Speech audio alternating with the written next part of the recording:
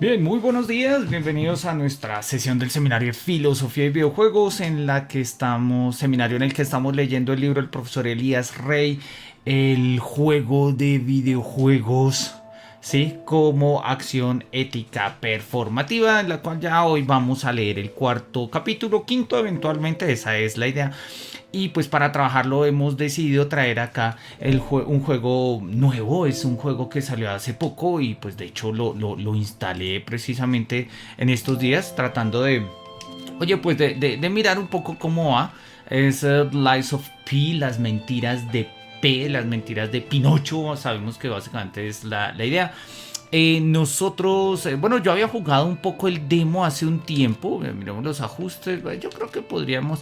Bueno, hay algo que me quita completamente el subtítulo. Sí, idioma. Sí, no pasa nada, dejémoslo ahorita. Simple y llanamente hay algo que me genera completa.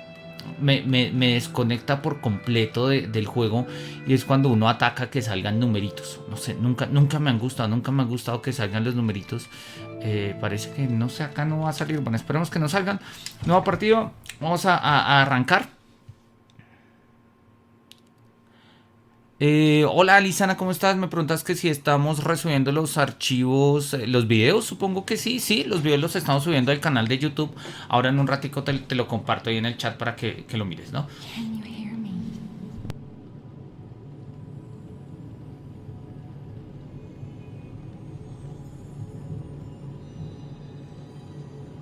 Geppetto's puppet.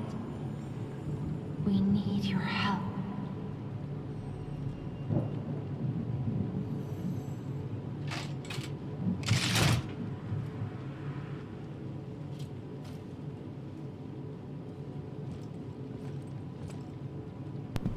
Bueno, somos la última marioneta de Gepetto, entonces ahí pues nos van contando, vemos básicamente un poco el taller.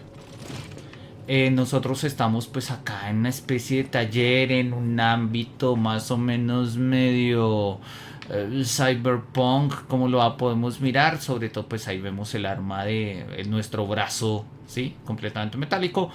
Y pues en este corte isabelino, ¿no? There you are. I've been looking all over for you.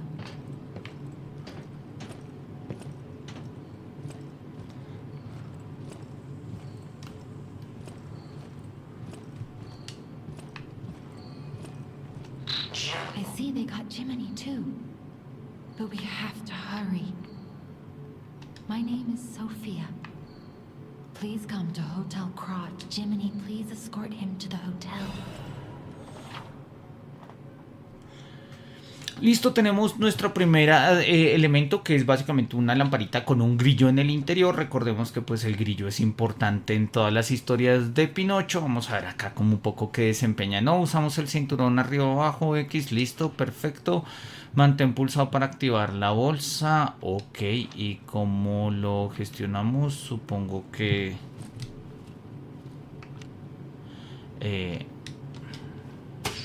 y ahí prendemos nuestro grillo. Bueno, realmente sería una especie de luciérnaga. Ok, apaguémosla.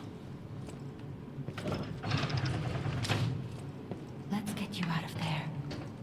Find something that might help.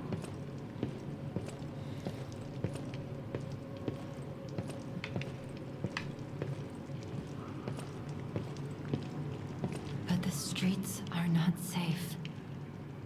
Arm yourself with one of the weapons. It'll be helpful on your way to the... Bueno, senda del equilibrio, destreza o fuerza. Yo creo que... no sé, estoy como por escoger, quizás por la pinta me voy más como por destreza. Miremos, apostémosle a destreza. No pasa nada.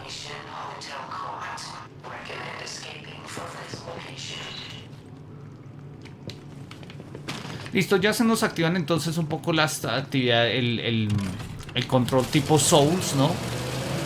Entonces ya sabemos cómo bloquear. Podemos bloquear con LB. Atacamos con, supongo que con tal cual. Bien, interesante, listo.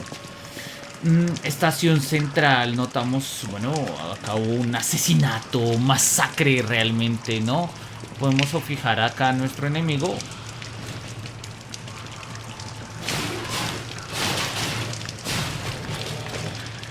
Y pues básicamente como en todos los juegos Souls-like, en la medida en que nosotros vamos acabando con nuestros enemigos, pues vamos, bueno, recopilando una especie bueno, en el Elden Ring que eran una especie de runas. Acá nosotros vamos, realmente no sé qué es lo que recogemos acá. Son esas bolitas azules que aparecen en la parte superior de la pantalla. Hola Jan712, sí, tal cual, Slice of P que acaba de salir. Y pues bueno, vamos a probarlo y a utilizarlo precisamente como forma de juego mientras nosotros rueda. Entonces supongo que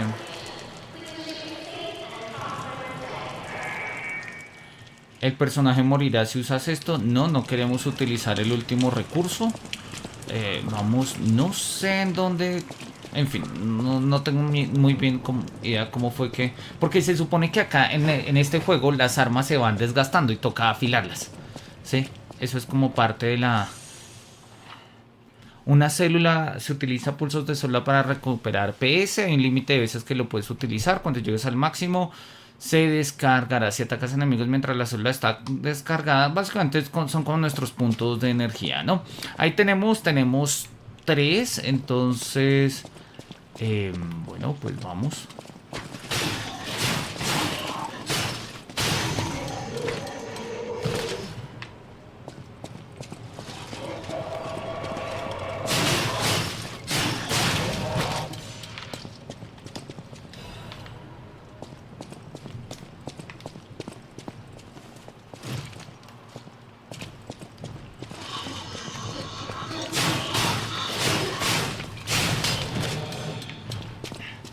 Bueno, estos obviamente son como los personajes iniciales, tipo tutorial. Quedan, eventualmente uno está matando una especie de marionetas. Por eso salen más que sangre, es como aceite. Y nosotros vemos pues de hecho en el suelo la diferencia entre la sangre de las personas que han muerto y pues el aceite de... Sí, bueno, ya tenemos como parte de lo que será nuestro primer gran enemigo. Acá dice que podemos leer un poco esto. Dice The Grand Exhibition es 1000... No alcanzamos a ver, 1829 en Krat parecería, este personaje parece Lady, se me olvidó el nombre, la enemiga de Resident Evil 8, bueno, vamos a mirar. Gran exposición de Krat, 1800 algo, contempla el mayor espectáculo del planeta. Ok, perfecto, bueno, pues vamos por ello. Vamos a mirar a ver qué más podemos hacer acá, esto no podemos interactuar, yo no sé si acá nuestro personaje corra. No, con ninguno de estos corre. Ya no me acuerdo. Yo, o sea, jugué el demo en su momento. Podemos ir ahí a la derecha, izquierda no. Estaría primero como por la labor de subir. A ver si un empleado tiene las llaves, así que hasta que no. Ok. Necesito saber cómo puedo poner cinturón superior. Esto puede ser. Esto es lo que necesito. Ahí nosotros tenemos que ir afilando el arma cada cierto tiempo. Sí, ahí la barra gris que está sobre las dos espadas, digamos, aparece. La espada y la empuñadura realmente es lo que nos muestra, ¿no? Bloquear, defiéndete los ataques bloqueando LB. Ok, la cantidad se transferirá a la guardia. Se va acumulando, pero se va reduciendo poco a poco. Bueno, si bloqueos con éxito antes de recibir un impacto, se activará el bloqueo perfecto. Esto, cada juego tiene su respectivo timing, ¿sí? Eso nos lo enseñó ya Sekiro.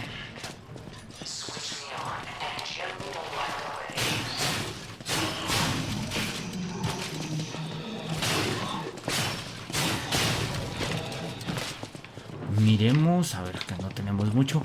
Vemos que es un juego en el que, bueno, de hecho parte del juego va a ser interesante en entender qué significa que nosotros tengamos que matar marionetas y en algún momento tengamos que pues matar humanos también, o eventualmente, ¿no? Ataque letal trasero, si me pongo detrás de un enemigo y pongo LB, ok. Creo que no le puse el timing adecuado, bueno. Vi que le salió como unas 3 rayas rojizas. Eso no me acuerdo si estaba antes en el...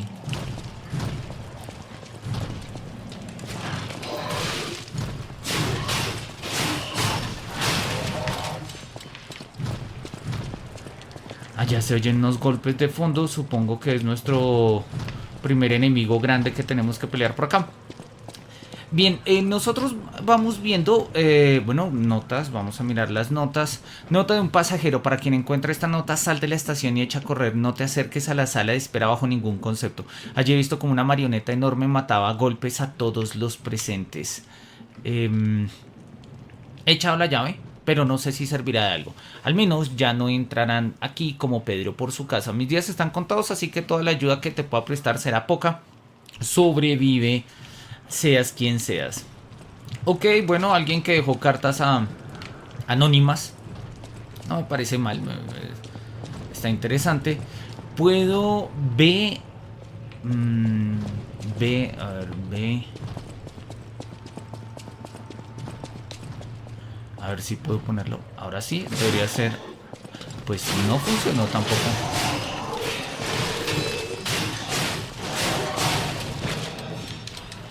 No sé, tengo que entender cómo funciona.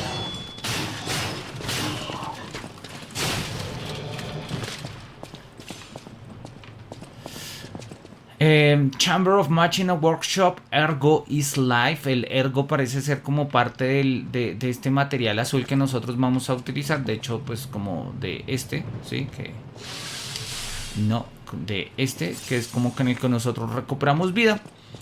Y pues básicamente se supone que con ello es que nosotros vamos a poder subir nuestro nivel. Y bueno, en fin, repito, esto se parece bastante a lo que son las runas en Elden Ring o las ¿cómo es que se llaman? Las almas en Dark Souls.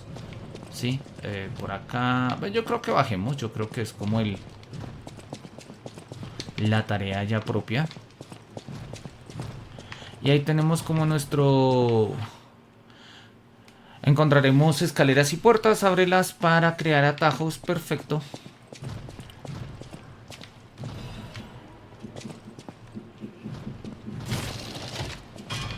Seguramente eso quiere decir que ahora en el momento, si morimos, muy seguramente es la idea como para establecernos un punto de arranque por acá.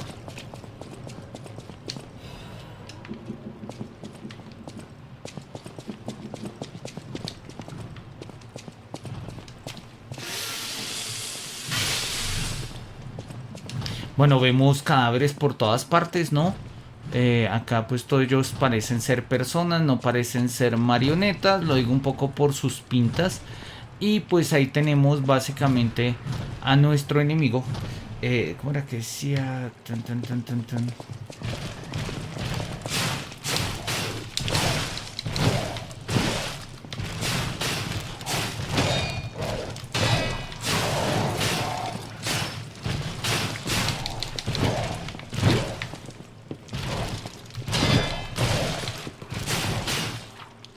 Mantén RT para realizar un ataque cargado. Ok, listo. Bueno, pero no me lo digas en...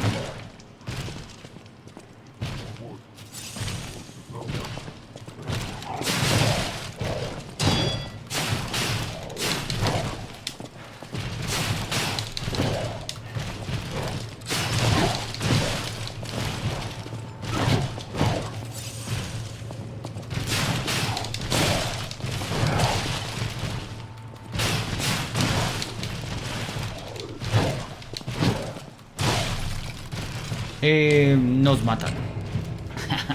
Lie or die, miente o muere. Oye, está interesante. No me acordaba, había jugado el demo cuando salió. Y creo que sí, en el demo habíamos jugado estas escenas. Pero no me acordaba. Vamos a tratar de vencer a nuestro querido enemigo. Sí, se supone acá, como en todos Souls-like, pues en el momento en el que nosotros arrancamos reviven todos los personajes. No me interesa tener que matarlos a todos. Me interesa, ya que abrimos la puerta, pues entrar de una vez al combate con nuestro queridísimo. Y ahí quedan como tal cual como quedaban en Elden Ring, pues un resto de las runas. Ahí dice, Y sirve para usar, bueno, lo estoy jugando con el control de Xbox acá en el computador, entonces dice Y para usar fábula de hoja, Y durante un bloqueo, ok, y utilizan como estos puntos que se van llenando. Listo, yo creo que primero.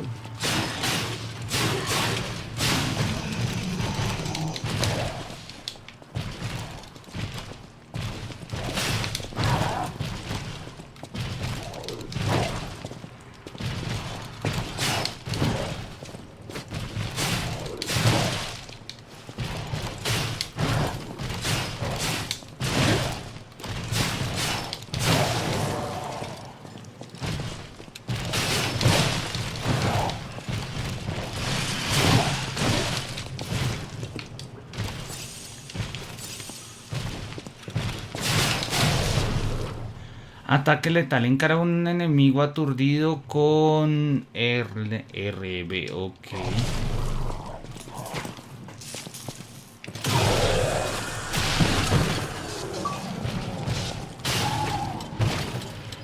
Bueno, ahí tenemos nuestro primer logro desbloqueado y recogimos algunas armas. En fin, es un juego interesante. Repito, acá está...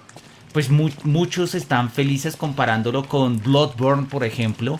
Es un juego, pues un plan acá Souls-like. No, las gráficas son bonitas acá. Se veían mejor en el televisor. Pero oye, bueno, pues no es tan mal. Me imagino que tiene que ver un poco con la configuración que le tenemos. No tengo ni idea cuál es la configuración de gráficos que le tenemos acá. Modo pantalla sin bordes, 1920-1080, que es lo máximo que me da por la pantalla que tengo.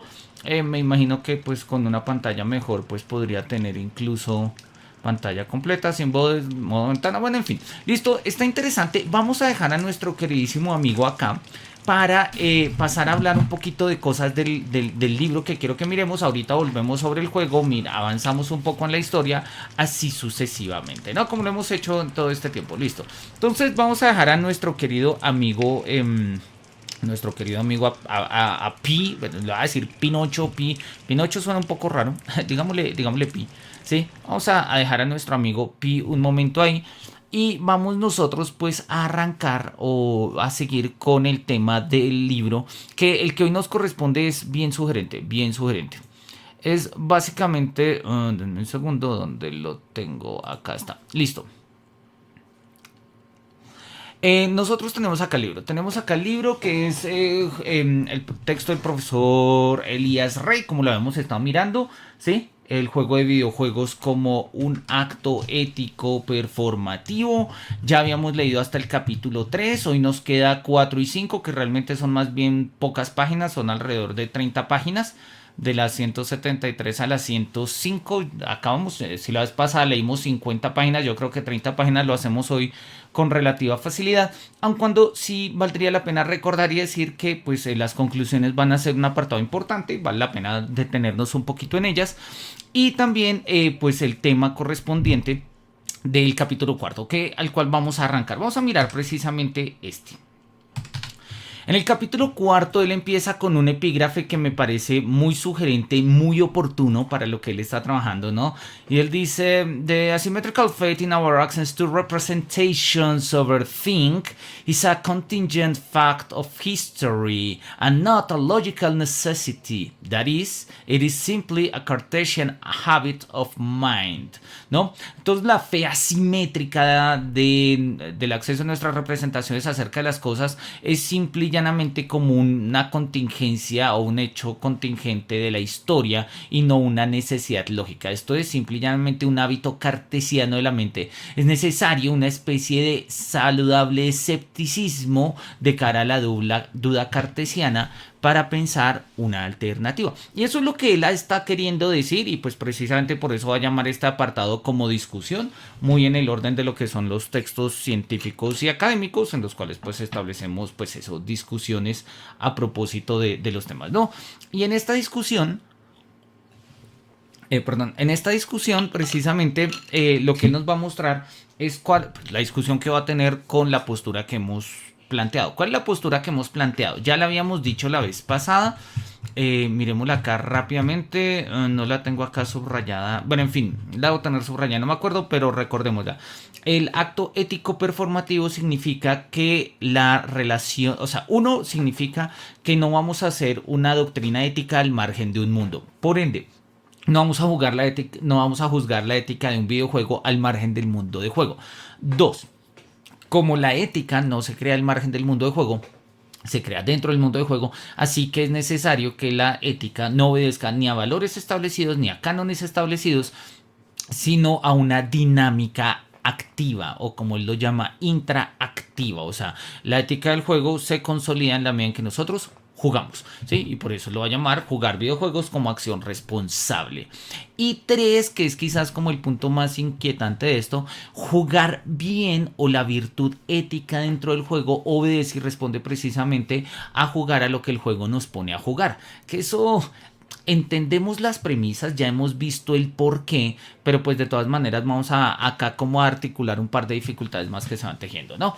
Él sigue insistiendo entonces que para sobreponernos a esta ilusión cartesiana de la ética en los videojuegos, o sea, de juzgar los videojuegos como si fuesen un objeto más en el mundo sobre los cuales nosotros pues establecemos criterios de valor y de bondad y de perfección, pues necesitamos un sano escepticismo para superar esa premisa y llegar a una comprensión un poco más, si se quiere, profunda, ¿sí? O sí, profunda, de la ética en los videojuegos, ¿no? Y él insiste precisamente en su premisa, ¿no? El presente estudio indaga, en cambio, por la comprensión de la acción del juego como una acción ética. Jugar videojuegos es una acción ética, obviamente dentro del mundo de juego. Porque si nosotros no leemos esto dentro del mundo de juego, pues podemos ver, como muchas veces se ve, que jugar videojuegos es una acción no o poco ética o inmoral o antiética, si se quiere, en la medida en que nos dejamos de preocupar por el mundo para escaparnos del mundo, para evadirnos del mundo, ¿no? Y entonces esa es esa postura dualista que ve el mundo de juego como una cosa diferente al mundo de la vida. Él va a mostrar que hay dos grandes posturas sobre la perspectiva y la reflexión ética en el ámbito de los videojuegos, y esa es la discusión que va a establecer. Las tesis de Sicart a propósito del gameplay ético, del cual ya hemos hablado y vamos a volver a hablar, y las tesis de Mortensen sobre el tema del dark play, ¿no? Que es básicamente pues como el juego de juegos violentos, ¿no? Y entonces él va a sostener frente a estas dos posturas, entonces en sentido estricto tendrían que ser tres, porque pues estamos contando la de Sicart, la de Mortensen y pues la del autor, la del profesor Elías Rey. Entonces serían tres posturas sobre el juego de videojuegos violentos y su relación con la ética. Bien, empecemos con la tesis de Sicart. Ya la habíamos revisado, así que vamos a resumirla siguiendo un poco las tesis del profesor Elías Rey acá, ¿no? Él básicamente nos muestra que las acciones violentas que se llevan a cabo en el orden y en el marco, digamos, del gameplay responden pues precisamente a dinámicas propias del juego. O sea, el juego no es que nosotros seamos violentos, sino que el juego nos hace obrar de manera violenta. Y si bien nosotros podríamos tener una dimensión reflexiva al respecto, pues muchas veces no la tenemos. Porque o el juego no nos lo permite o simple y llanamente pues no lo hacemos. Es un poco las tesis de Sicart, ¿no? Por tanto, la preocupación de Sicart se centra en cómo el juego de videojuegos puede propiciar experiencias éticas en sus jugadores. O mejor, cómo el videojuego adquiere una condición moral. Sí, tal cual, esa es la inquietud de Sicart, ¿sí? De cómo el diseño de videojuegos tiene que ver precisamente con un diseño de un mundo, no de un mundo moral, pero de un mundo en el que tenga lugar, en el que quepan las reflexiones morales, Él, bueno, reutiliza ahí la idea de lo que es un videojuego siguiendo las tesis de Sicart, quien sigue las tesis de Joule, que dice que es un sistema basado en reglas con un resultado variable, etcétera. Ok, y ello le lleva precisamente a darle digamos, hacer una reivindicación del sistema regulado en el orden de juego. Dice que para Sicart, ¿sí?, Las reglas son lo que regulan y llevan al jugador al fin u objetivo propuesto del juego. Así que si nosotros tenemos un juego, en el juego hay reglas, ¿sí? Por ejemplo, acabamos de ver que yo, pues, podemos, no sé, abrir puertas, entrar por ellas, salir por ellas. Si necesito para entrar por unas llaves, tengo que ir a vencer al enemigo que tiene las llaves, ¿sí? Esos son ciertas reglas y pues el jugador tiene que recorrer el mundo precisamente, pues, guiado por el cumplimiento de objetivos para obtenerla, pues digamos, para resolver estos puzzles, ¿no? Saber jugar un juego es comprender las reglas, dice Sicard, la mecánica del juego y la jugabilidad, ¿sí? Es decir, en otras palabras, para Sicard es tener el dominio, jugar es tener el dominio sobre qué información es relevante dentro de la experiencia de juego y cómo manipularla. Eso es lo que en el fondo entenderíamos nosotros por jugar en el horizonte de Sicard, es decir, atenernos a las reglas, tener la información suficiente de cómo funcionan, qué podemos hacer y pues hasta qué punto podríamos nosotros disponer, ¿sí? Estirar o no, pues precisamente esta dinámica. Entonces, para Sicard, la tesis de lo que sería el gameplay ético tiene que ver precisamente con lo que, como lo pone ahí, ¿no? El gameplay ético tiene que ver, por un lado, con el diseño del juego, un diseño ético, y por otro lado, con una jugabilidad ética, ¿sí? En este sistema de información o infosfera, en el cual pues la experiencia lúdica, pues digamos de una u otra forma nos mete allí. ¿Cuáles son la tesis de Sicard? Entonces en el fondo es bastante sencilla, porque la tesis de Sicard es que en el fondo, ¿sí? Y pues acá está señalado precisamente en verde. Jugadores como agentes éticos no son meramente proveedores de insumos, entienden la naturaleza de sus acciones dentro de la semántica de la infosfera y actúan sobre esa comprensión moral. Dicho en otros términos, y lo habíamos visto acá, los videojuegos no son neutros. No son neutros, están cargados de valores, principios y pautas de comportamiento éticos. Miremos de nuevo el juego acá, The Life of Pi, para mirar un poco cómo funciona esto, que es bien interesante. Entonces, salgamos de acá. Creo que él me había dado las llaves, si mi memoria no me falla, así que técnicamente debería poder abrir la puerta.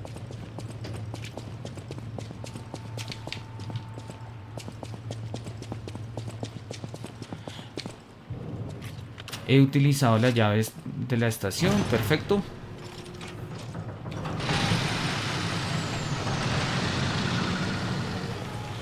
Y bueno, básicamente lo que nosotros vamos a tener acá pues es un mundo completamente, pues está, bueno, completamente no, pero está bastante destrozado. Las razones por las que esté destrozado todavía no nos las han contado, pero de una u otra forma las vamos asumiendo, ¿sí? Tiene que ver con una revolución de las marionetas, de los puppets, ¿sí? Que terminaron matando a los humanos. La idea es que las marionetas no podrían matar, ¿sí? A los humanos. Las marionetas no podrían matar a los humanos. Y hay una diferencia clave entre una marioneta y un humano, y es que las marionetas no mienten. Eso es lo que nos va a mostrar el lore del juego.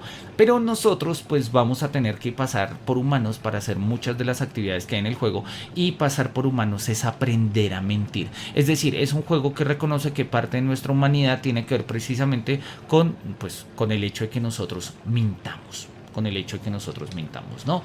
Entonces, bien, nosotros tenemos acá, pues básicamente, esto es como las gracias en Elden Ring, ¿no? Tenemos ahí las hadas azules en forma de mariposas, o las llamitas de fuego, en los fuegos en Dark Souls, ¿no? Que nos permiten recargar nuestros, en este caso son como nuestras, se me olvida el nombre, viales, es que le llaman acá, no me acuerdo, ¿sí? Bueno, acá nos dice que para derrotar las marionetas deposita mi poder en este durante un momento, reúne ergo chico, listo, y se volverá más fuerte. O sea, ahí podemos subir también de nivel. Ahora después subimos de nivel.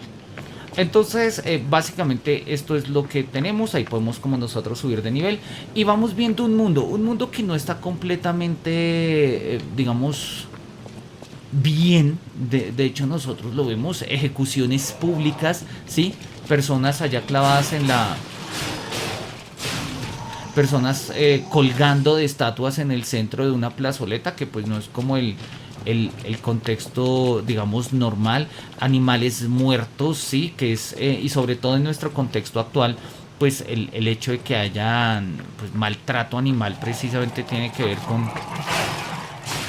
pues, con una práctica de maldad, de violencia, ¿no? En nuestro mundo actual terminamos considerando una de las prácticas más crueles precisamente la, la crueldad, la brutalidad contra los animales, ¿no? Entonces, hace parte de esto que estamos mirando, ¿no? Nosotros llegamos al mundo de juego con nuestros valores, con nuestros deseos, con nuestros anhelos, con nuestras inquietudes, y pues en este sentido nosotros vamos viendo y pues recogiendo una cantidad de información que nos arma un mundo de juego, ¿no? Número 183 de la Gaceta de Krat: se ha aplazado la gran exposición de Krat. Se ha tomado esta decisión con el fin de proteger a los ciudadanos hasta que el frenesí de las marionetas que ha paralizado la ciudad esté bajo control. Todo comenzó en la calle Rosa Isabel, con cientos de fallecidos. Aunque aún se desconocen las causas, siguen aumentando tanto el número de víctimas como los daños materiales. Al empeorar la crisis, el taller y compañía Benigni, la mayor fábrica de marionetas de Krat, anunciaron que facilitarían a la ciudadanía suministros de emergencia y que harían todo lo posible por mitigar la situación. Un grupo de trabajo investiga las posibles consecuencias de la fatal pérdida de Gran Pacto, protocolo de control de las marionetas del taller. Sin embargo, con el frenesí de las marionetas provocando más muertes, de momento no existe una solución rápida. La ciudad se prepara para un nuevo brote de la petronecrosis y por motivos de seguridad se ha advertido a los habitantes que no salgan a la calle. Sin embargo, muchos tratan de ir por la estación central de Krat, lo que significa el caos general. Bien, ya sabemos que hay como dos dos tipos de enfermedades. Para los humanos hay una especie de algo que se llama la petronecrosis, y para las marionetas está el tema del frenesí. Perfecto, el mundo nos va contando su propio lore y nosotros vamos mirando. El mundo está, de hecho, se ve ruinoso, ¿sí? La lluvia, los restos, las judiciones claramente extrajudiciales, ejecuciones, perdón, claramente extrajudiciales llevadas a cabo por allá en la estatua, ¿sí? Estos árboles que podrían ser en cualquier momento en Inglaterra, pero asumimos que pues si no tiene hojas se acerca el invierno, y pues nosotros vamos viendo que este diseño de juego, ¿sí? Podríamos pensarlo desde la perspectiva de Sicar, tiene un diseño ético. ¿En qué sentido? En que pues implica unos criterios. Hay cosas que están bien y hay cosas que están mal, no solamente en el horizonte de juego, sino en el horizonte de nuestra perspectiva, ¿sí? El hecho de que las marionetas se enfermen quiere decir algo. Eso no está en todos los juegos. No todos los NPCs se enferman, ¿sí? No todos las distintas razas de los distintos juegos se enferman. El hecho de que en este juego haya enfermedades, la petronecrosis para los humanos y el frenesí en el contexto de las marionetas, pues nos va mostrando precisamente un poco de esto, ¿no? Que nosotros, pues en la medida en que jugamos, pues vamos reconociendo cuáles son esas apuestas éticas o esos compromisos tácitos en los que pues se va metiendo un juego, ¿no? Y esa es la tesis de Sicar. Sicar insiste en que un juego tiene se compromete con ciertas dinámicas en términos de un gameplay, y pues nosotros las jugamos, las aceptamos o no, pero más allá de aceptarlas o no, nos sirven como un espacio de ejercicio reflexivo, ¿no? Bien, tenemos acá esto. Vamos a mirar el texto de Sicar y volvemos acá. Allá nos quedó le sigo diciendo runas yo acá en términos de Elden Ring.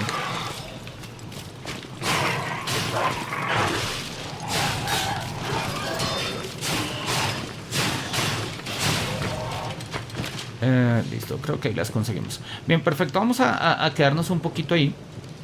Como buen Souls no tiene pausa, pero nos van a servir, es precisamente esto para, digamos, este cambuche que hemos puesto ahí como espacio de pausa para poder seguir con nuestras lecturas y reflexiones. Bien, tengo una pregunta acá de Brad Starali. ¿Cuánto tiempo tardaste en aprender alemán para usarlo en la filosofía, comprender bien morfología, etimología que se usan en la filosofía? Pues mira, realmente yo había estudiado algo de alemán antes de irme a Alemania. como había hecho un par de cursos, como está lo que es el A1, algo de la 2, pero habían sido como muy distantes, ¿no? Muy distantes. En Alemania llegué, obviamente antes de irme me puse a estudiar por mi cuenta un poquito, allá llegué y quedé clasificado en el B1 y allá hice B1, B2 y C1. Se supone que empecé el C2, pero no había C2, entonces era como una repetición del C1. Eso me demoró hacerlo 6 meses. Durante esos 6 meses aprendí mucho, claramente, pero aun cuando sabía mucho de la práctica, de la teoría, no lo manejaba en la práctica.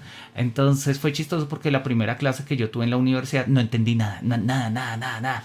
Y yo decía, pero yo ya sé alemán, yo ya presenté el examen y demás.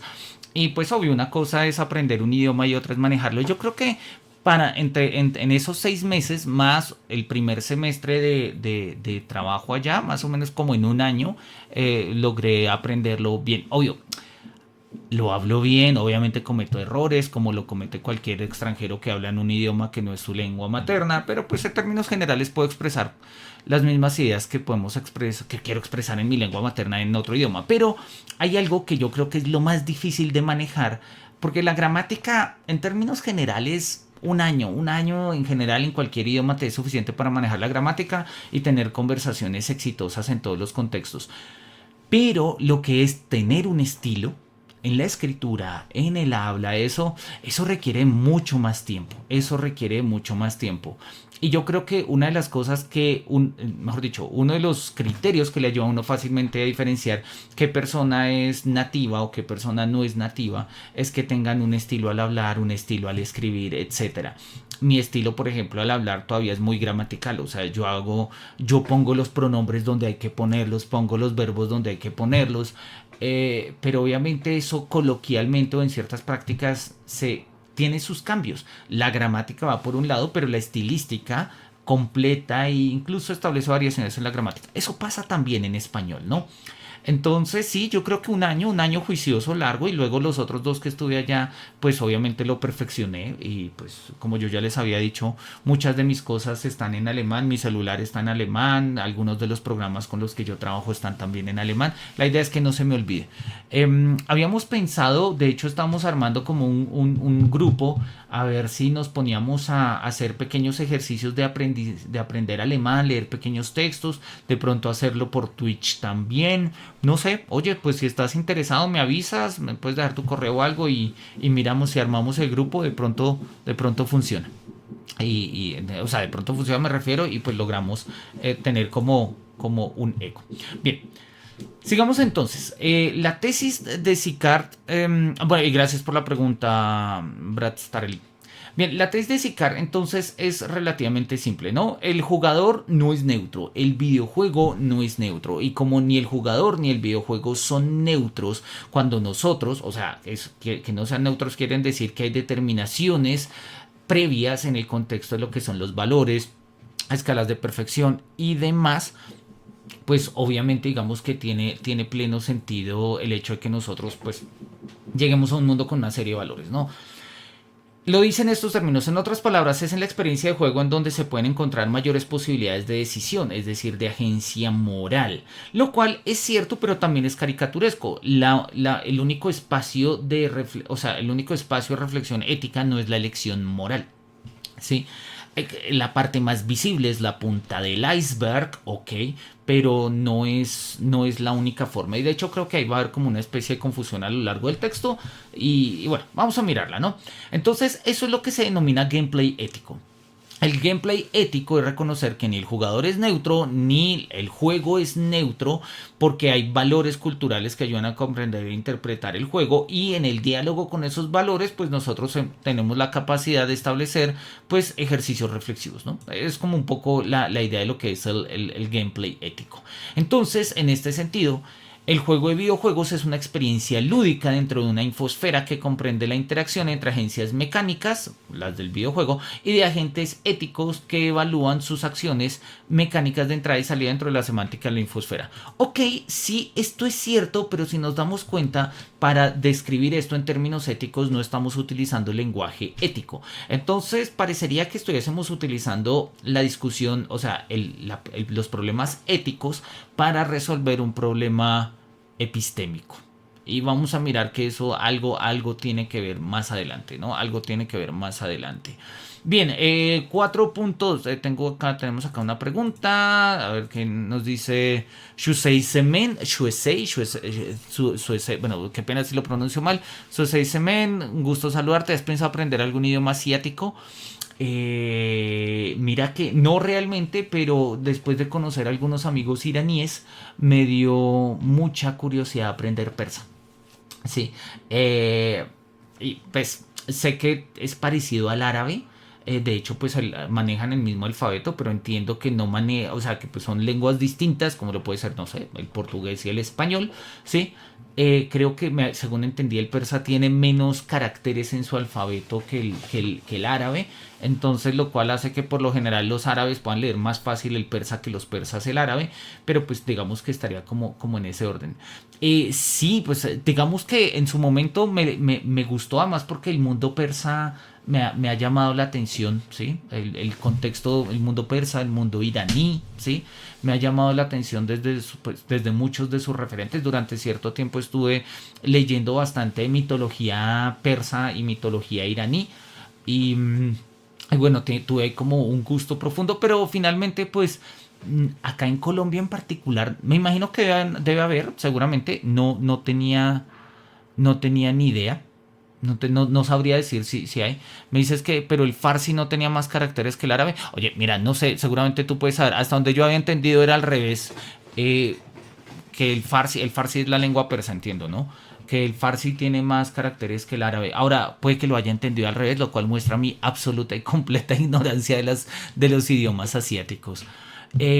Sí, y ya digamos, eso como lo que sería Medio Oriente, obviamente Extremo Oriente sería, siempre me ha parecido llamativo la entonación del coreano, ¿sí? Pero pues realmente es más por lo que termina uno escuchando y ahorita en toda la cultura coreana de series en Netflix, juegos y demás, pero no, realmente quiero seguir perfeccionando el alemán. Mi siguiente en la lista, si tengo el suficiente tiempo, vida y energía, será italiano porque me gusta y porque filosóficamente es muy útil, ya que muchos de los mejores comentaristas de la filosofía alemana fueron italianos. Creo que hasta la fecha en cierta medida todavía lo siguen siendo. Entonces me parecería interesante. Y porque amo el italiano, suena hermoso, suena chévere, la musicalidad es genial.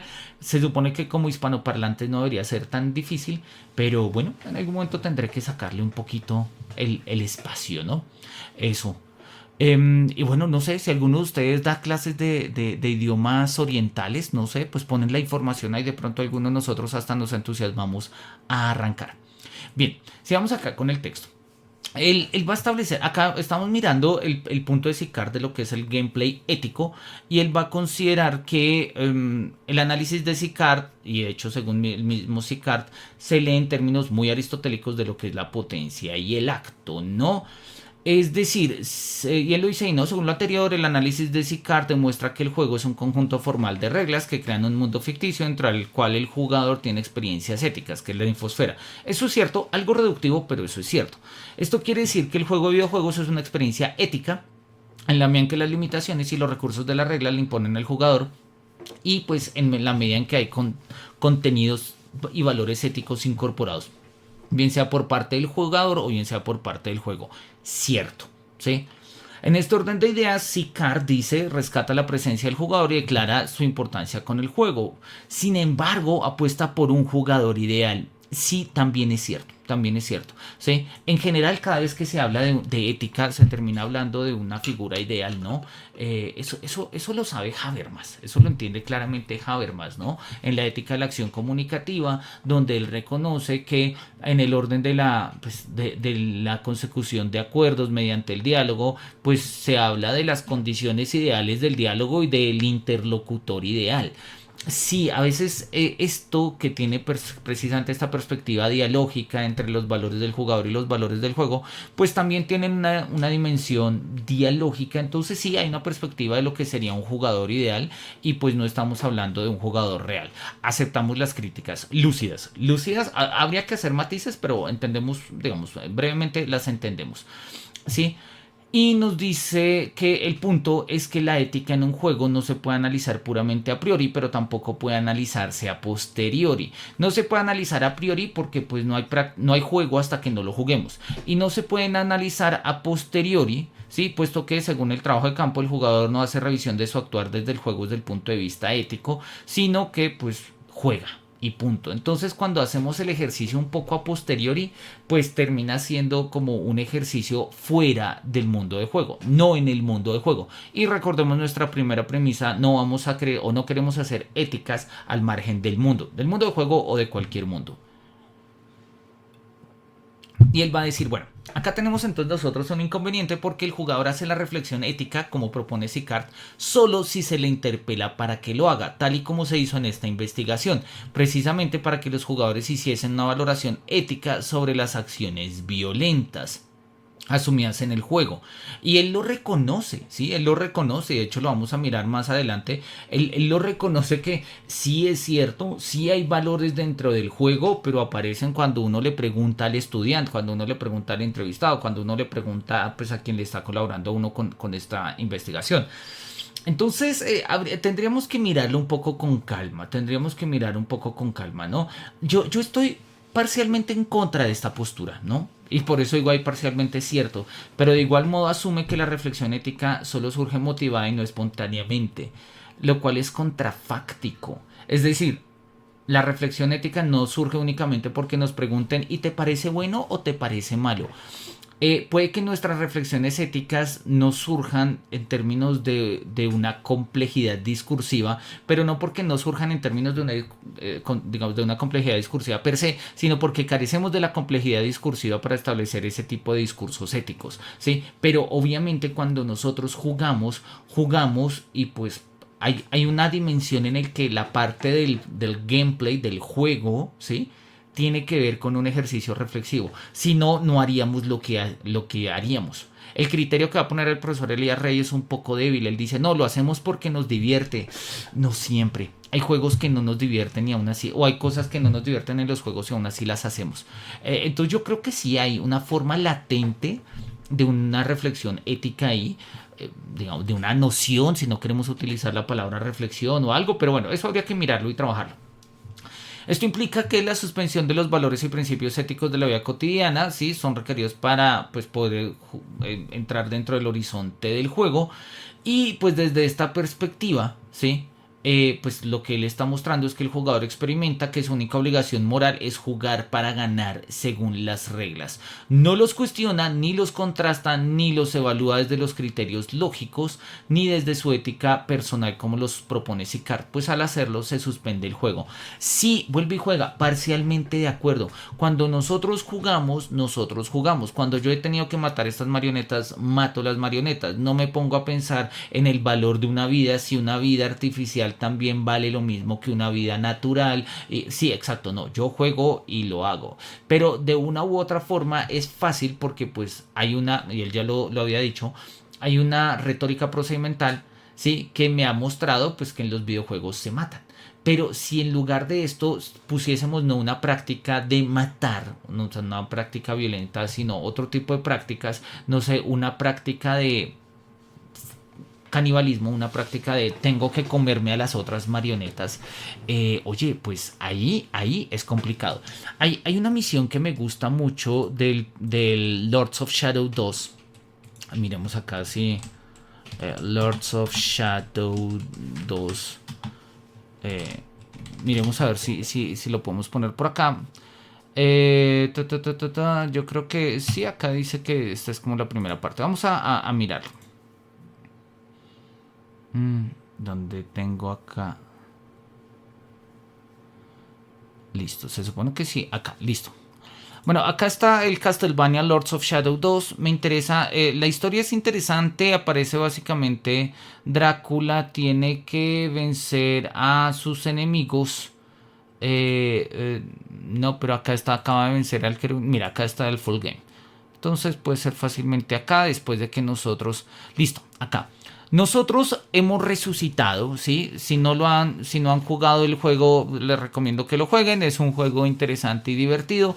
nosotros somos Drácula, sí, pero hemos perdido parte de nuestros poderes. No entendemos muy bien cómo pues, actuar, ¿sí? Y en nuestra primera pelea, obviamente, pues perdemos de manera miserable, ¿sí?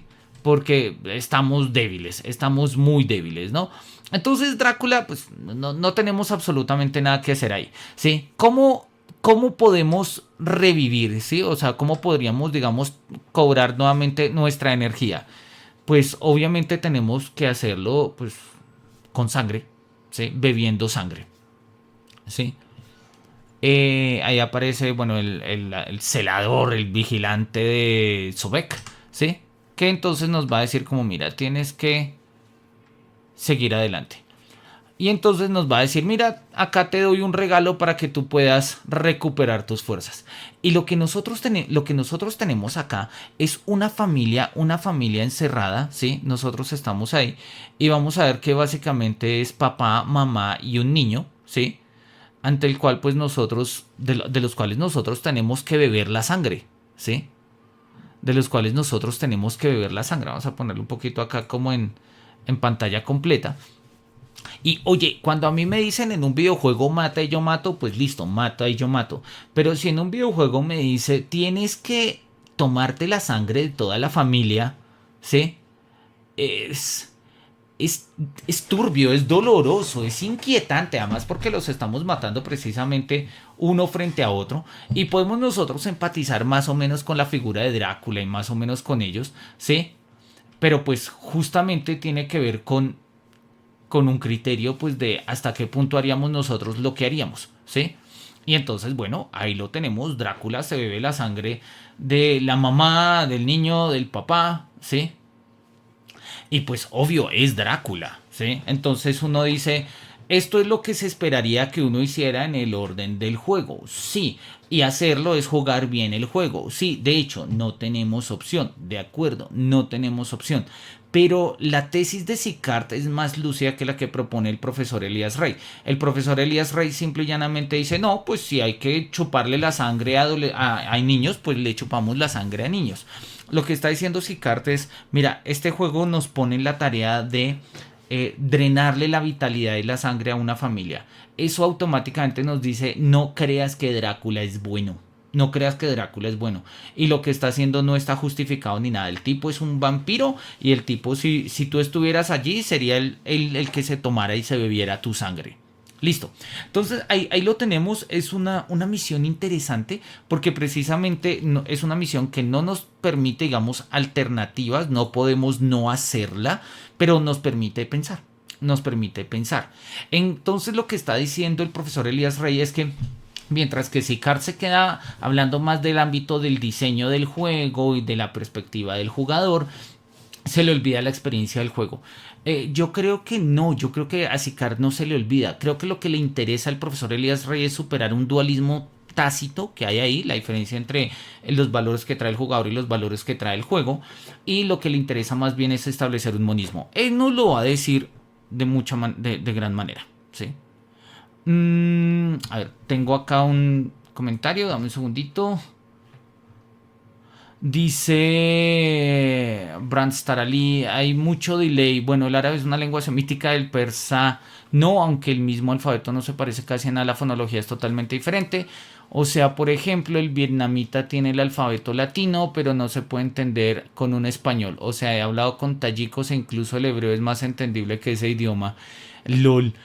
Mira, bueno, lo del delay, vamos a mirar acá en la configuración de la transmisión. Gracias por decírmelo.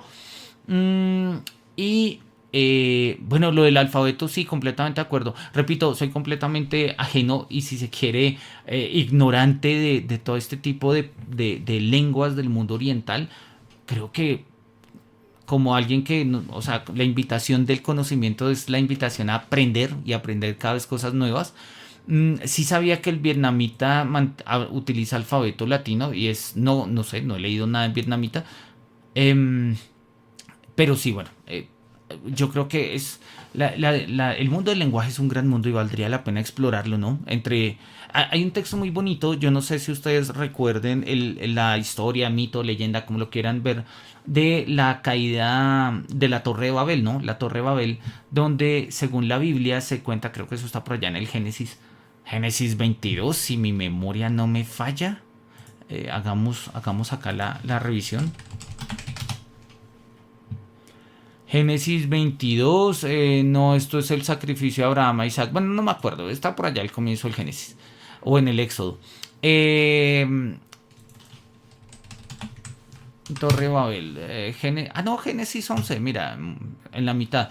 Está en Génesis 11, ¿no? Entonces estaba la idea de la Torre Babel, construyeron una gran torre, ¿sí? Y dice Dios, será mejor que bajemos a confundir su idioma para que ya no se entiendan entre ellos mismos. Y es el origen mítico, bíblico, si se quiere, de porque es que existen muchos idiomas, porque es que existen muchos idiomas. Nicolás de Cusa, en uno de sus textos, y es una tesis que va a recoger más tarde Gadamer en Verdad y Método, considera que la diversidad de idiomas no es pérdida de la unidad, sino al contrario es una forma de enriquecer la manera de expresar y de comunicar la, digamos, la fecundidad y fertilidad del ente, del ser, de lo que es en el mundo.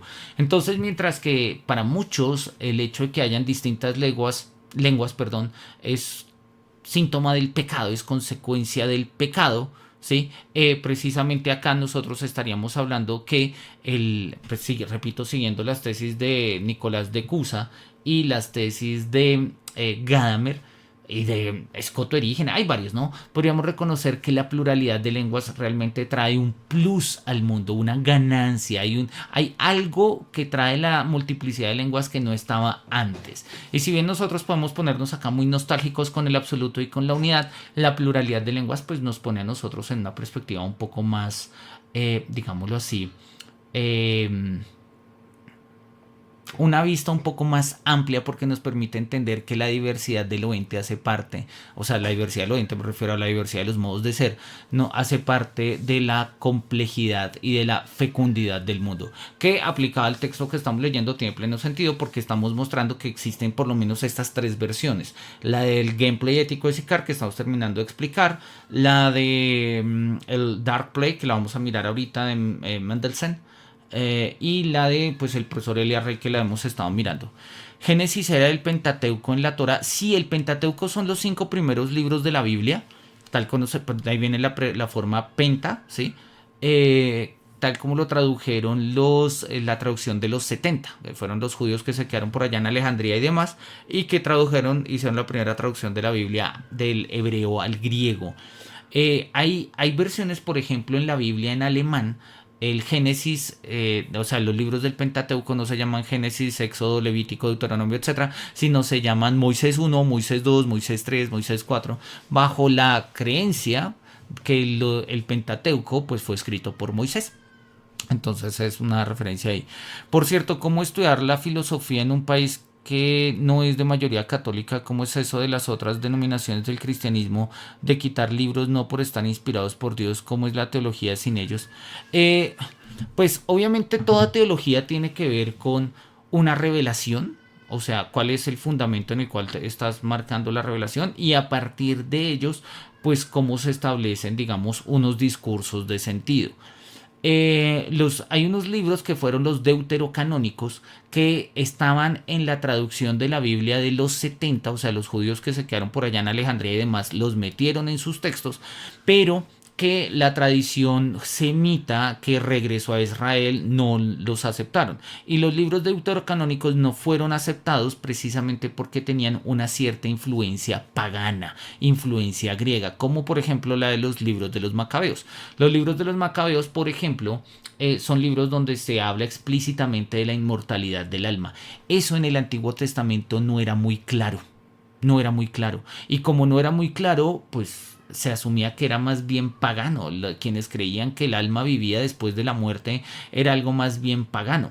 Entonces, muchos judíos consideraron que todos estos libros que tenían como ideas más helénicas, helenistas y demás, pues no eran libros revelados por Dios, entonces quedaron fuera de la Biblia. La Biblia católica hace eco precisamente de la traducción de los 70 y por eso incluye los libros deuterocanónicos. Las Biblias protestantes, precisamente porque quisieron volver a los orígenes, prescinden de los textos deuterocanónicos.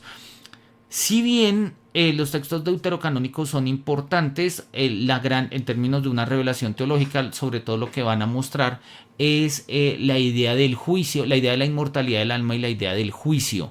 Pero esas mismas ideas están en el Nuevo Testamento. Entonces, digamos que mientras que en la Biblia católica esas premisas se sostienen desde el Antiguo y el Nuevo Testamento, dependiendo de los libros, en las Biblias protestantes, pues las mismas ideas se mantienen precisamente porque hay ideas que ya están dentro de los evangelios, así no estén en el Antiguo Testamento. No obstante, hay ideas que son diferentes. Por ejemplo, para el catolicismo la existencia del purgatorio es clave, para el protestantismo la existencia del purgatorio es un invento del Papa y de la Iglesia para vender indulgencias, ¿no?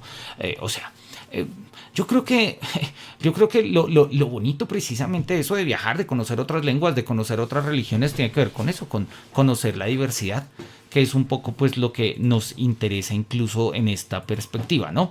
Conocer la diversidad en estas posturas, ¿no? Él lo va a decir acá específicamente respecto al tema del juego, ¿no? Él va a mostrar cómo el Sicart tiene un problema, ¿sí? Y es que para Sicart la ética está presente solo de una manera o a priori o a posteriori en la acción del juego. O sea, no podemos llevar un gameplay, no podemos jugar, no podemos hacer del acto de juego un acto ético porque no es un acto performativo. Tesis del autor. Yo creo que no es así, pero bueno, esta es la tesis que está sosteniendo el autor. Sicart no tiene en cuenta que precisamente es en la acción de jugar en donde el jugador se constituye como agente ético al encarnar responsablemente las reglas del juego en las acciones ejecutadas por su avatar, interactuando con ellas, con la lógica y el mundo del juego que emerge justamente de esos actos del jugador.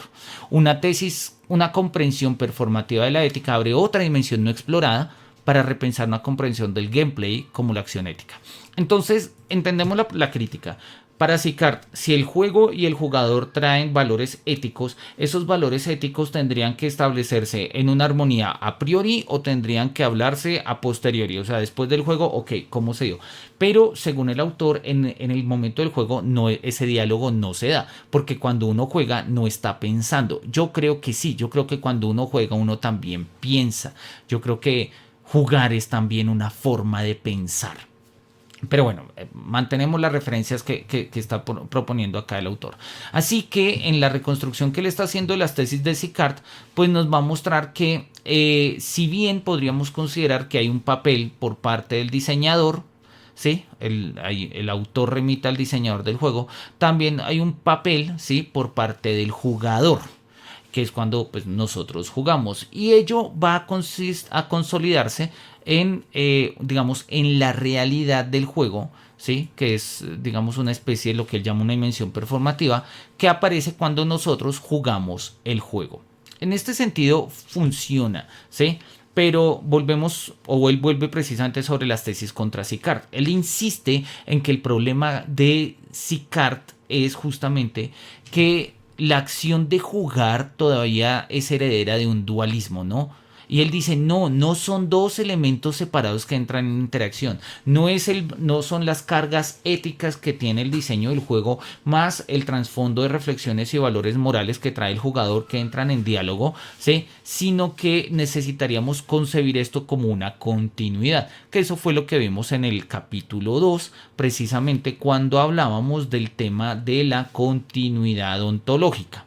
¿Sí? O de, como lo llama ahí, de una especie de un continuum agencial. Él lo llama así, lo va a aparecer más adelante, ¿no?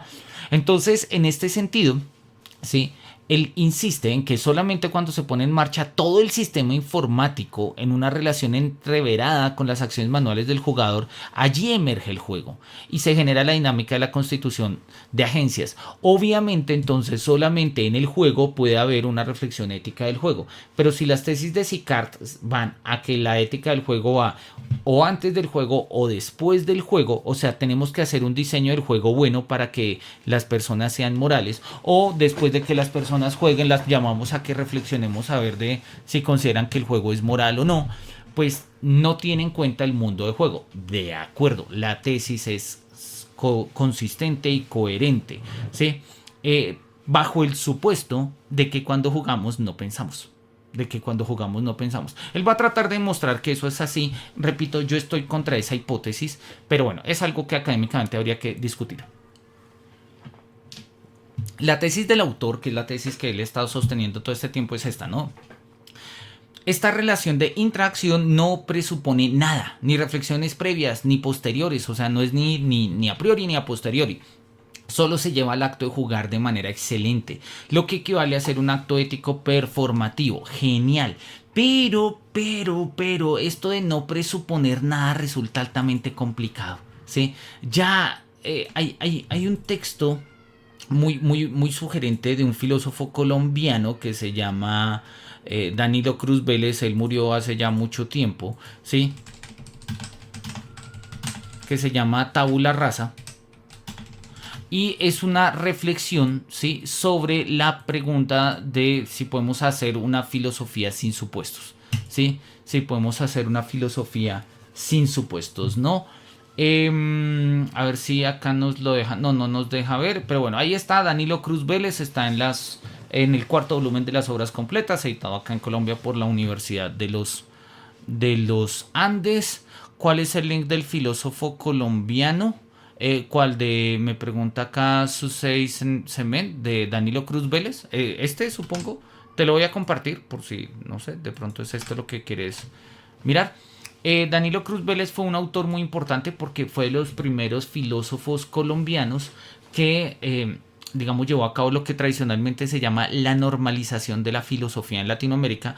La normalización se refiere a un cambio de paradigma, ¿no? En la década de los 20 hasta los 30, por lo general en América Latina, la filosofía era neoescolástica, porque la filosofía estaba en mano de las comunidades religiosas. Hay toda una tendencia a nivel, digamos, global de América Latina, de muchos pensadores y filósofos que salen de comunidades religiosas, van a estudiar a distintas partes del mundo, a Estados Unidos, a Europa, Francia, España, Rusia, ¿sí? Leen las vertientes filosóficas de allá y regresan y las comparten.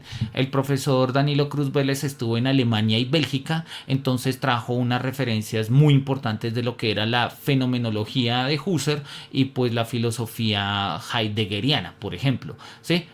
Pero bueno, hay muchos otros autores se fueron y trajeron a Hegel y fue una época muy importante por allá en la década de los 40, 50 y 60, en este caso en Colombia, porque mientras que, repito, hasta la década de los 30 la filosofía dominante era una filosofía neoescolástica. Después de ello pues hay un proceso de normalización, o sea, podemos establecer diálogos normales no nos referimos acá que hayan diálogos anormales y otros normales, sino en la media, pues en la norma, con las comunidades científicas y filosóficas a nivel mundial, porque pues antes solo se hablaban con los neoescolásticos de otras partes del mundo. Entonces, bien, Danilo Cruz Vélez en este texto establece el problema de los intentos filosóficos, por ejemplo, el caso de Hegel, el caso de Husserl, incluso el caso de Heidegger, de querer establecer una filosofía sin supuestos. ¿Sí?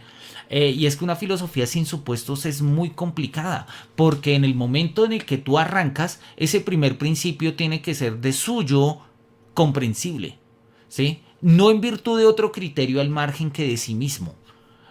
¿Y por qué? Pues precisamente porque una filosofía sin supuestos no debe suponer nada. Nosotros muchas veces suponemos criterios.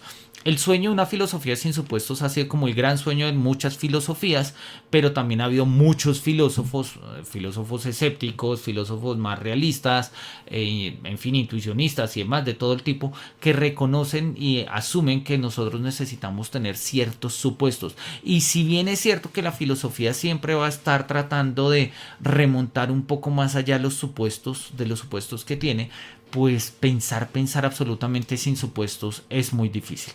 Así que esta idea de no suponemos nada es es un poco gratuita. Eso habría que explicarlo muy bien. Eso habría que explicarlo muy bien y el profesor no lo explica. El profesor no lo explica. Pero bueno, ya estamos terminando el texto, entonces no vamos a exigir que nos explique cosas que no nos ha explicado acá. ¿Sí?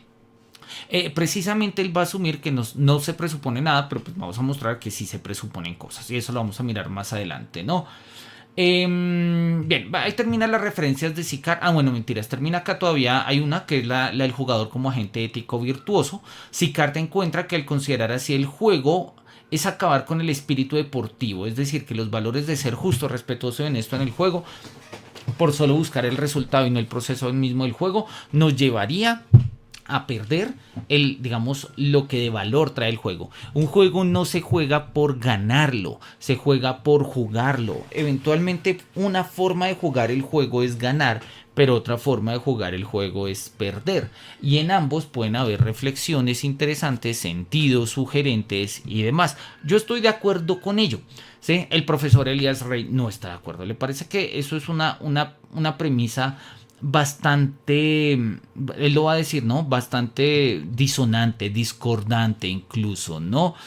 Para Sicard, perdón, la virtud ética del jugador es lo que es el gameplay ético, que es básicamente no sustraerse a la posibilidad de reflexionar, sino que nosotros reflexionemos en lo que hacemos. Eso es un poco, así sea en el orden del juego, como lo acabamos de ver en el ejemplo de Castlevania, ¿no? En últimas, Sicard argumenta dos ideas centrales que tocan el mismo punto. Uno, los jugadores son realmente reflexivos y responsables de las decisiones que toman. Dos, los videojuegos son objetos diseñados con asequibilidad que sugieren una experiencia determinada. Sí, cierto.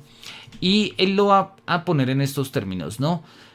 Efectivamente, sí se hace así, ¿sí? O sea, sí se hace la reflexión, pero no mientras juegan, ¿sí? No mientras juegan, como lo afirma Sicard. Es decir, se reflexiona con la lógica moral del jugador solo cuando éste sale del juego, no en el acto del juego. Y a mí me parece que este es un supuesto.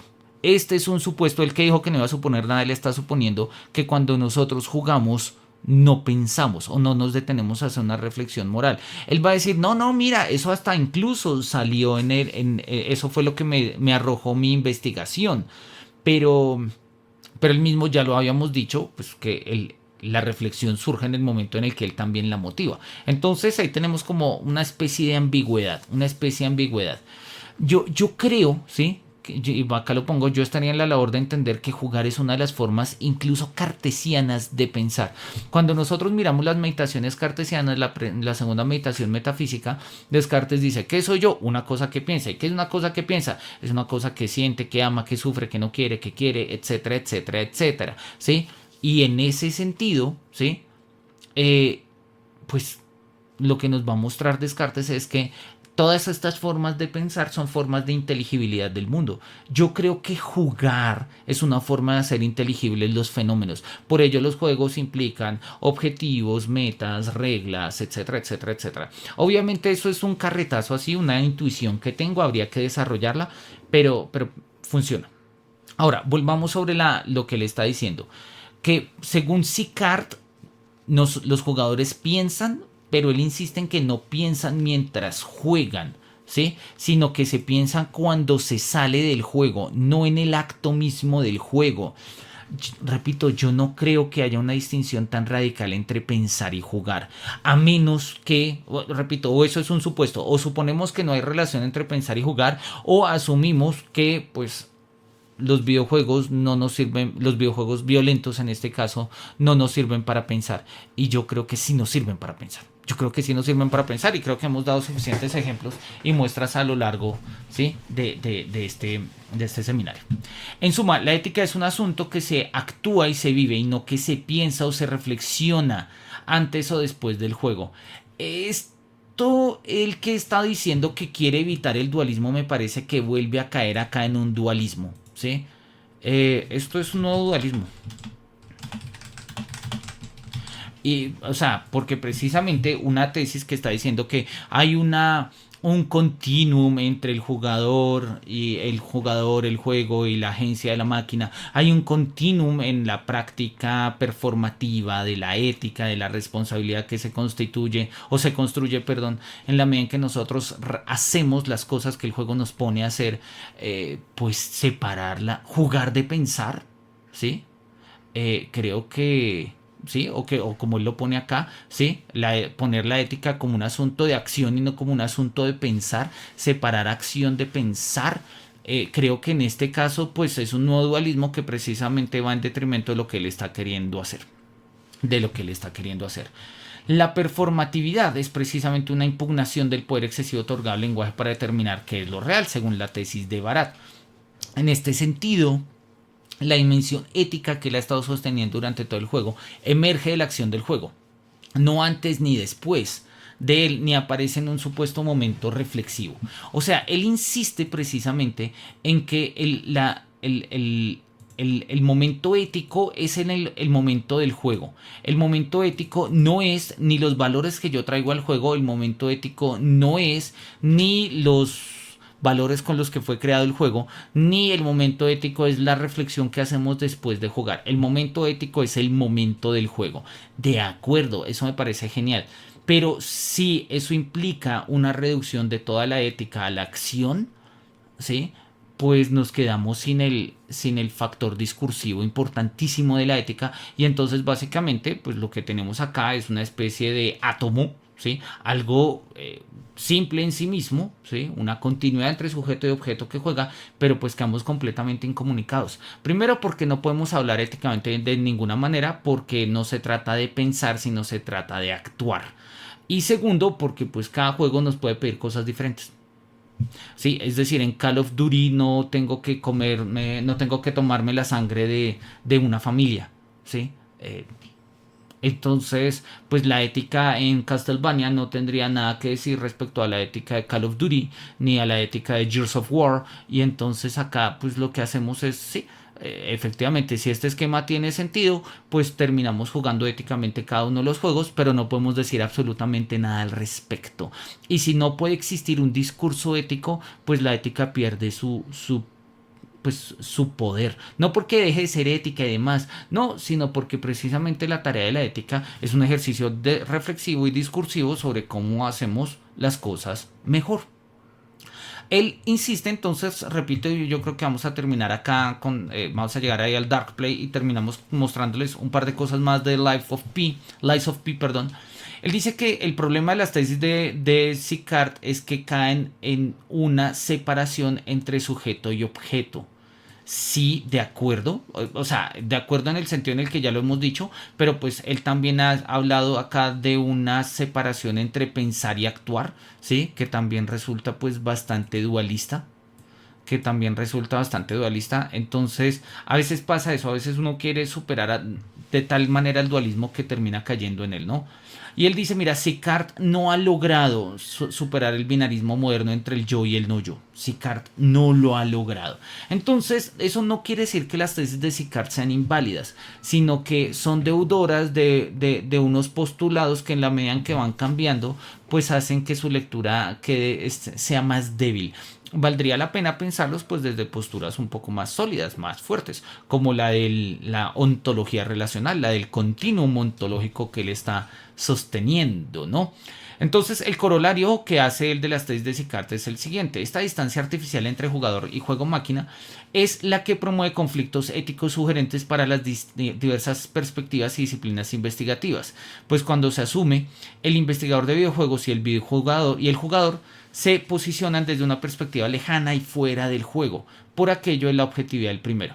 Claro, si nosotros en Grand Theft Auto tenemos que matar y matamos, y luego nos preguntan, ¿te pareció matar malo? Pues uno dice, sí, me pareció matar malo, pero en el horizonte del juego no me pareció malo. De hecho, en el horizonte del juego lo que él dice es, ni siquiera me lo pregunté.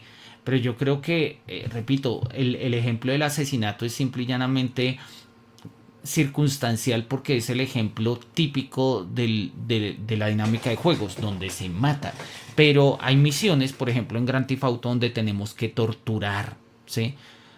Hay misiones, por ejemplo en Heavy Rain, donde nos tenemos que mutilar. Esas son prácticas que nos llevan a la reflexión, obviamente, clarísimamente, clarísimamente, ¿sí? Entonces por eso digo ahí a la izquierda arriba que esto me parece más una caricatura de Sicard que otra cosa, ¿no? Y yo creo que habría que mirarlo porque lo que Sicard no dice que el jugador deba rechazar jugar con un personaje malo, no. O sea, no es que, ay, Drácula va a beberse la sangre de una familia, no debo jugar con Drácula. No, al contrario, juego con Drácula, pero oiga, usted al comienzo se bebió la sangre de una familia. ¿Qué significa eso? Eso no es gratuito. ¿Listo? Esa es un poco la idea. Último párrafo acá antes del Dark Play. El trabajo sostiene, en cambio, que la relación que emerge en la acción de jugar entre el jugador y su personaje es eminentemente ética, pues se soporta desde la responsabilidad y la obligación asumida libre y voluntariamente por el jugador, encarnando las reglas del juego desde lo que es y lo que hace ese personaje avatar. Esa es la idea de esa unión, de esa ontología relacional, ¿no? Por eso en la opción del juego de videojuegos el jugador no cuestiona si lo que hace su personaje es bueno o malo. No se encontraron evidencias de este tipo de reflexión moral que Sicard supone que sea en un momento del juego, aun cuando sí aparecen. Él dice que no, pero sí aparecen. Si nosotros miramos, ahí aparecen. Él le pregunta, ¿qué opinas de las acciones violentas que cometen las personas del juego? Y el jugador 24 dice, es divertido matar, esconderse, matar policías y eso. Pero uno, pensando bien y reflexionando en la vida real, si se llega a hacer eso, sería un asesino, un psicópata, un sociópata, un loco. Por eso uno disfruta haciendo lo que se hace en los juegos, pues obviamente no se hace en la vida real. Si bien esta reflexión puede hacerse a posteriori porque fue después de juego, el argumento que da el niño, de hecho luego nos va a decir que todos los participantes fueron niños, ¿sí? De lo que hacemos en los videojuegos, lo que no se hace en la vida real, tiene que ver precisamente con una reflexión del juego, no solamente después del juego, sino con una reflexión que va atravesando las prácticas desde antes del juego, en el juego y que van después del juego. Es lo que en fenomenología se llaman las retenciones y las protenciones, ¿sí? O sea, a mí me gusta más la forma en como Dilthey lo explica, ¿no? Que es una estructura estructurante de sentido, pero bueno, fenomenológicamente funciona un poco digamos, más esquemático incluso, porque tenemos o sea, los contenidos de nuestra conciencia, ¿sí? Contienen unas retenciones del pasado y de entrada abren unas protensiones del futuro, ¿sí? Entonces, pensar que hay digamos que hay una completa desaparición, ¿sí? De la conciencia en el horizonte del momento en el que se juega, pues es contrafáctico. O sea, su misma investigación le está diciendo que no, pero pues él insiste en que dice que sí. Sí, dice, no se encontraron evidencias de este tipo de reflexión moral, aun cuando sí aparecen. Pero bueno, yo creo que ahí es donde está el problema, y lo pongo ahí.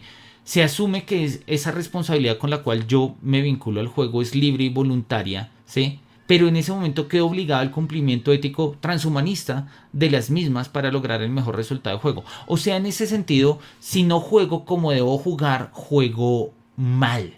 Y en este sentido ahí es el problema ético. Porque si no estoy jugando haciendo lo que debo hacer para jugar, pues estoy jugando mal. ¿Y qué es lo que debo hacer para jugar? Pues hacer las cosas necesarias para que el juego avance y llegue a su fin. Pero eso implica que no hay posibilidad, por ejemplo, para una estética, ¿sí? Prácticas contemplativas, para hacer lo que está lleno no sé, YouTube, por ejemplo, pongamos acá un ejemplo, que de prácticas que me encantan, ¿no? De hecho tengo la intención de hacer un video sobre esta práctica de caminar en videojuegos. Hay muchos gameplays de gente caminando en videojuegos, ¿no? Entonces, ¿por qué anda? Oye, mira, de hecho ya hay un artículo, un video sobre ello, 10 minutos, vamos a ponerlo ahí para mirarlo con calma, ¿sí? Y si nosotros miramos, hay por ejemplo gente que se pone a eso, a caminar en videojuegos, ¿sí? Hay gente que se pone a manejar carros, ¿sí? En la oscuridad. Acá entonces, por ejemplo, tenemos un video en modo relax de una persona que trata de, pues nada, o sea, él está jugando, no está compitiendo en carreras, está jugando en Forza. y lo que él está haciendo es simple y llanamente avanzar, ¿sí? Durante una hora, ¿sí? Llega a ciertas metas, arranca de nuevo y entonces nosotros podríamos decir, oye, esto es un mal jugador. No creo que pudiésemos reducirlo como una forma de mal jugador, ¿sí? De mal jugador. Listo, terminamos acá un poco la idea y volvemos al juego de Lies of P para mostrar un poco esto que estamos charlando, ¿no? El jugador simplemente asume el juego y todo lo que le implica y actúa en consecuencia de la mejor manera posible. Y no significa que esto no sea ético, pues está siendo virtuoso, aunque de otra forma, siendo un buen jugador en la acción del juego. Repito, eso me parece... Entiendo los motivos por los cuales lo implica y lo dice, ¿sí? Pero va en contra de la experiencia de juego, ¿sí? Asumiendo que solamente se puede jugar de una única manera, porque es la manera responsable para jugar con la disposición que nos, o sea, con las reglas que nos pone una máquina para jugar. Yo creo que no, yo creo que hay muchas formas de juego y precisamente quiero cerrar con ello. Volvamos acá.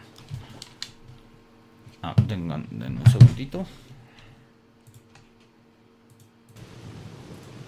Yo creo que hay muchas formas de juego. Se me apagó el control. Listo. ¿Dónde estamos? Listo, hay muchas formas de juego. Una de las formas de juego, en este caso, que el juego mismo nos dice es como, mira, tienes misiones que seguir, ¿sí? Tienes que hacer... bueno, acá tienes que cambiar el arma, tienes que matar a los enemigos, tienes que llegar hasta tal parte, ¿sí? Sí, todo ese tipo de cosas el juego me las está diciendo y jugar bien implica jugar de esa manera.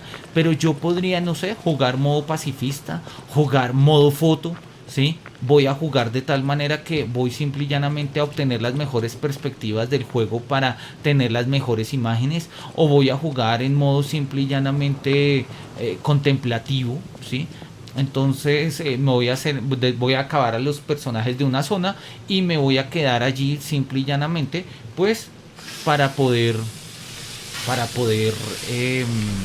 disfrutar del espacio.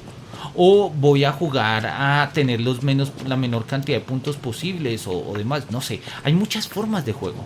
Pensar que solo hay una forma de juego y que esa forma de juego es en la que consiste, ¿sí? Pues nuestra dimensión ética puede resultar algo pretencioso. Como lo pone ahí Orot 000, si dice resulta difuso y pretencioso tratar de determinar, ¿sí?, dónde se genera esta idea.